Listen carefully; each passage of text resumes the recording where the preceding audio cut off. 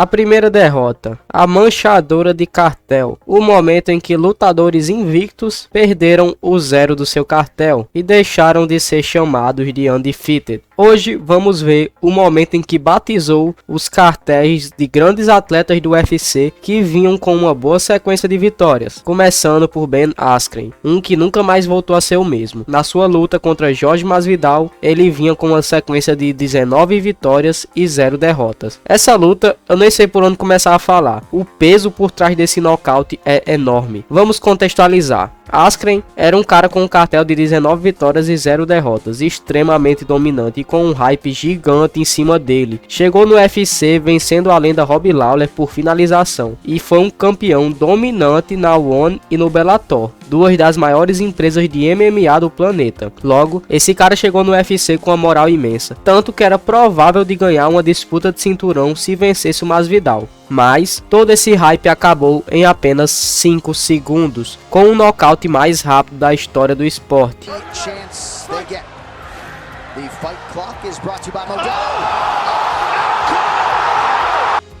Askren foi apagado de uma das formas mais violentas que eu já vi no MMA, e o Masvidal provocou enquanto Askren ainda estava no chão, para você ter noção da rivalidade envolvida nesse combate. A carreira do Ben Askren também caiu junto com esse nocaute. Depois disso ele voltou a lutar em outubro do mesmo ano, perdeu, e então desde 2019 nunca mais entrou no octógono. E é muito interessante falar o que o Masvidal praticamente apostou o round inteiro naquele golpe, pois se ele erra, o Askren levaria ele para o chão e ali acabaria o round, já que o Ben Askren é um wrestler de elite e ganha a maioria das suas lutas dessa forma, na luta agarrada, e o Masvidal seria completamente dominado no chão. Logo, essa joelhada virou um dos momentos mais marcantes da história de todo o esporte. Masvidal encerrou uma carreira até então invicta e promissora em apenas 5 segundos. Daniel Cormier e sua primeira derrota contra Jon Jones, quando ele vinha com um cartel de 15 vitórias e 0 derrotas. Essa primeira derrota de Cormier foi muito marcante por ser uma das lutas com a maior rivalidade envolvida na história do UFC. Para mim, a rivalidade mais quente da história, envolvendo até a justiça.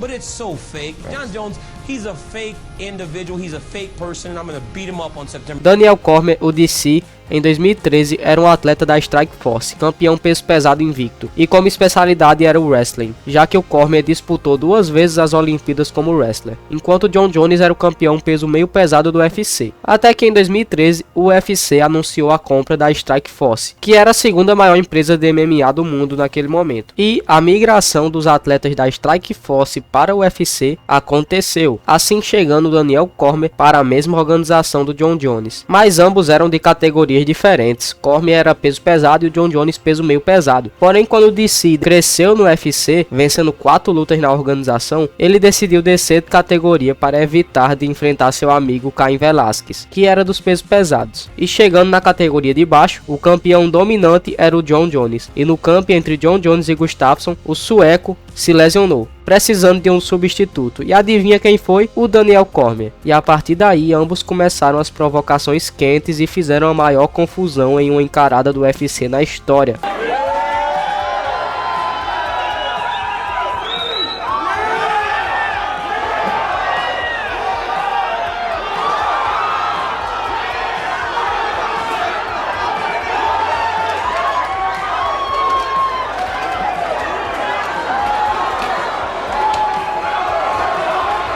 Ambos pagaram uma multa de $50 mil e fizeram tempo de serviço comunitário por isso. Depois, as entrevistas deles passaram a ser em ambientes separados e não fizeram mais encaradas entre os dois, pois eles realmente se odiavam.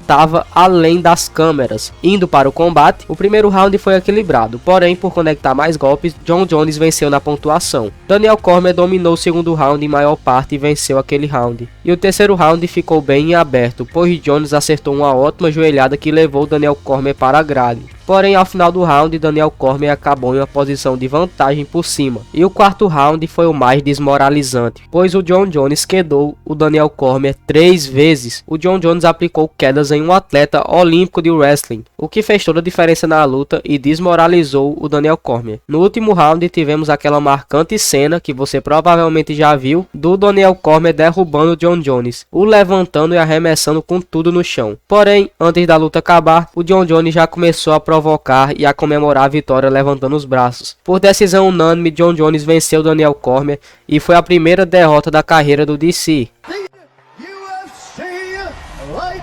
Heavyweight Champion Jon Bones.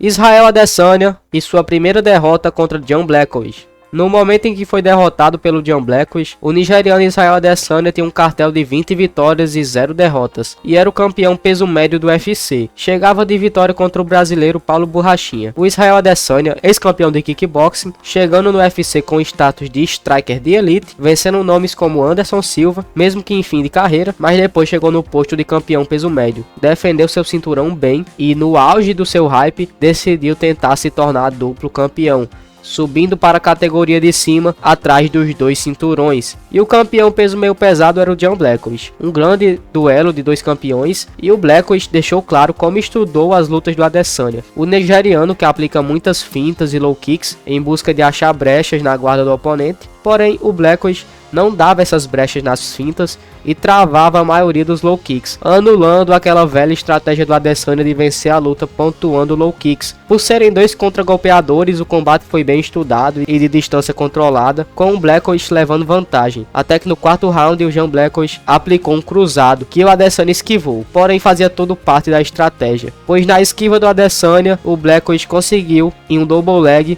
levar o nigeriano para o chão, onde o Adesanya, venhamos e convenhamos, não é um especialista. E com a mesma sequência, quedou novamente o Adesanya com um cruzado e um double leg no 5º round, dominando o nigeriano, e no final, Jan Blachowicz venceu nos pontos por uma clara vitória por decisão unânime, começando a queda da popularidade do Adesanya no UFC.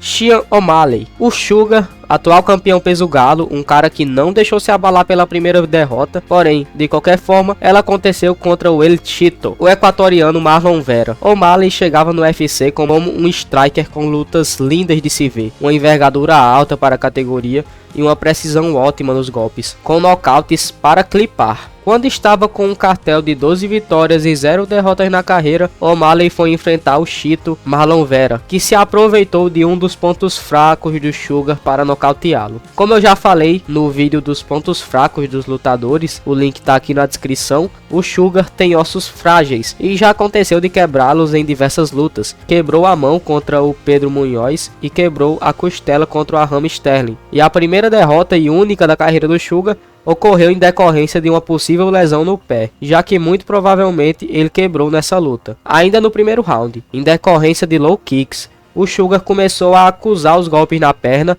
e o Marlon Vera não perdeu tempo e se aproveitou da fraqueza. Com low kicks fez o Sugar ir para a lona e finalizou no ground and pound com uma cotovelada certeira e socos, até que o juiz interrompeu o combate. O Sean vai ter a chance da revanche, pois sua primeira defesa de cinturão está marcada para o dia 10 de março no UFC 299 contra o Marlon Vera. E aí, acha que dá pro Sugar na revanche?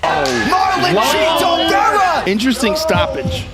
Crazy stoppage. Islam Makhachev, outro cara que manchou seu cartel também quando estava com 12 vitórias e 0 derrotas, foi o russo Islam Makhachev, que deu a volta por cima e hoje é o número 1 peso por peso e campeão da categoria mais vista do UFC, os pesos leves, com possíveis rumores de uma subida de categoria em busca de 2 cinturões. A primeira e única derrota do russo, nascido no Daguestão. Inclusive, se quiser saber por que esses caras do Daguestão são tão bons, tem um vídeo sobre isso no meu canal e tá aqui na descrição também. A primeira derrota do Islam foi contra o brasileiro Adriano Martins, com um baita overhand que surpreendeu o russo. Alguns acusam de ter sido uma paralisação cedo na luta. Eu não, eu acho que o juiz parou no tempo certo.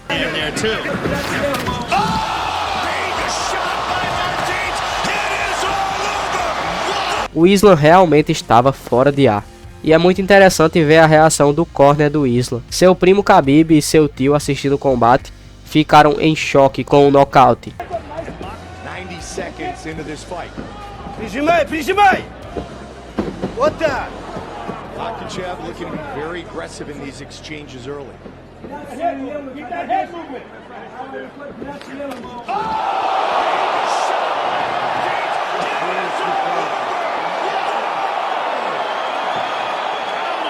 Um fato curioso sobre essa luta é que após ela, o Islam Makhachev nunca mais perdeu nenhum combate. E o Adriano Martins nunca mais ganhou nenhum combate. Para vocês verem como o destino é. O Islam se recuperou muito bem e se tornou o número 1 peso por peso do mundo. E aí, qual dessas derrotas foi a mais marcante para você? Deixa aqui nos comentários.